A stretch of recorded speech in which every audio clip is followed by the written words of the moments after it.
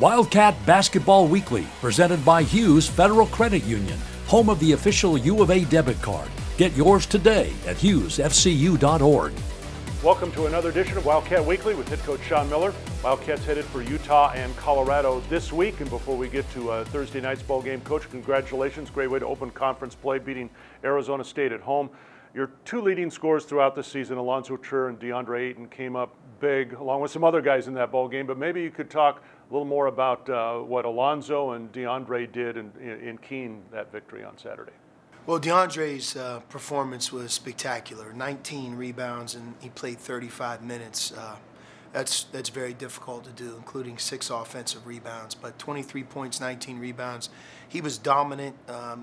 When we broke the game open, we did it in large part because he got the ball and scored around the basket, got fouled, made big plays, and then obviously he had the game-winning tip-in off of Alonzo's drive. You know, Alonzo, like he's done a lot of times, started slowly, in some ways let the game come to him, maybe missed a few shots that he normally makes, but you know, he has that mindset of leaving those plays behind and moving on to the next play, or leaving the first half behind and moving on to the second half. But he was dominant in the second half, and you know, anytime you score over 20 points like he did, and he made big shots as well. A lot of the baskets that him and DeAndre combined for were the ones that separated us, gave us a lead, and then inevitably, whether it be free throws down the stretch or big baskets down the stretch, were the difference in the game.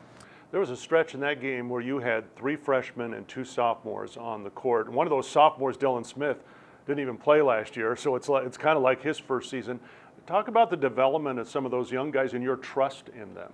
Right, that's a big part of our team moving forward, Brian. And you go back to the Bahamas, there's a lot of reasons we weren't successful in that tournament, one of which is, you know, the importance of Raleigh Alkins to our team. We didn't have Raleigh then, but you think back to our inexperience in that tournament, you know, with so many new players out there for the first time, away from home against good teams. We struggled, and I believe we've made progress from that point till now. Dylan Smith's somebody that's becoming better, not just on offense, but on defense. Brandon Randolph, Ira Lee. Alex Barcelo, I think the best is yet to come for Alex. When he got injured and left us for a brief period of time, he lost some confidence, but I think that confidence is coming back. But you just need everybody to be a good team. Between foul trouble, illness, injuries, you know, like you said, first half against ASU, when guys sub in, being able to make positive plays, that allows us to be successful. And we're counting on everyone, and that's a big part of our practice culture, to make everybody compete and get better as the season progresses.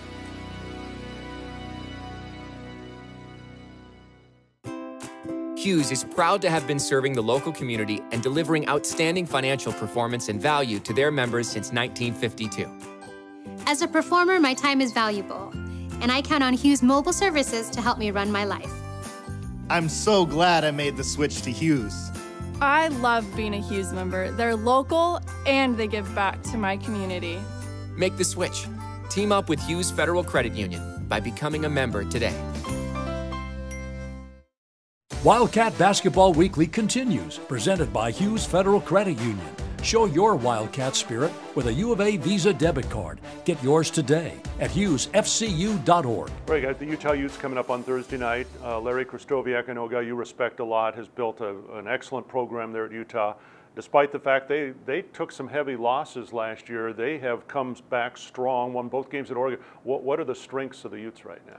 Well, they have balanced scoring. They have 5 players in double figures, which you know, everybody's envious of that team who has that, because that means that they have players on different nights that can step up. That also means they share the ball. They can strike from both inside and outside. They've added a transfer, Justin Bibbins, who we played against when he was the point guard at Long Beach State. And he really has done everything for their team. He runs the show. He's quick on defense. He's shooting a high percentage from 3. He's a double-figure scorer. And I really believe the addition of him has brought out the best in everybody else. David Collette is one of the best low-post scorers we'll face, an older player, a fifth-year senior. And Cedric Bearfield, who played more of the 1 a year ago, is now off the ball. And I think it's really allowed him to be maybe more who he is as a player. So they're 10-3. They have a very good team. Like you said, if you go to Oregon and win and then follow that up by beating Oregon State on their home court, you're playing some really good basketball. And the other thing is, you know that they have a lot of confidence. So we have to go in there and be ready to go, but it's going to be a tough game. All right, playing on the road in the Pac-12, always difficult. Your team has won its 2 true road games in tough atmospheres, and it's going to be a rabid crowd in Salt Lake City on Thursday night. Do you feel your freshmen, because of the game at Las Vegas, game in Albuquerque, are they well prepared going into an atmosphere like this? I think as much as you can be. We played 6 games away from McHale. We played 3 games in the Bahamas. We played Texas A&M in Phoenix. Texas A&M, obviously a very good team. And then the true 2 road games, what we like about both of those games is they both were hostile environments. Big crowds, rabid crowds, playing similar to what we will face in the Pac-12. So, Brian, part of why we try to orchestrate our non-conference schedule the way we do is to provide everybody on our team with the opportunity of this is what's to come. And you can't do that by talking about it. You have to go through it. Some of it is just flying to another city, staying in a hotel, how we prepare for games, having a shoot around, not in McHale, but on the road. All of that's different. And the other thing is how hard it is, no matter who you are as a team and who you're playing against, to beat that team on the road. You have to stay with it, and you have only each other. So that experience is something that we'll rely on, but we'll also rely on the experienced players on our team that have been through these Pac-12 battles, like Duson and Parker. All right. Cats and the Utes Thursday night, 7 o'clock in Salt Lake City, and then a trip to Colorado for a noon game on Saturday against the Colorado Buffaloes, and we'll see you next time here on Wildcat Weekly. Thanks for watching Wildcat Basketball Weekly, presented by Hughes Federal Credit Union, home of the free U of A Visa debit card.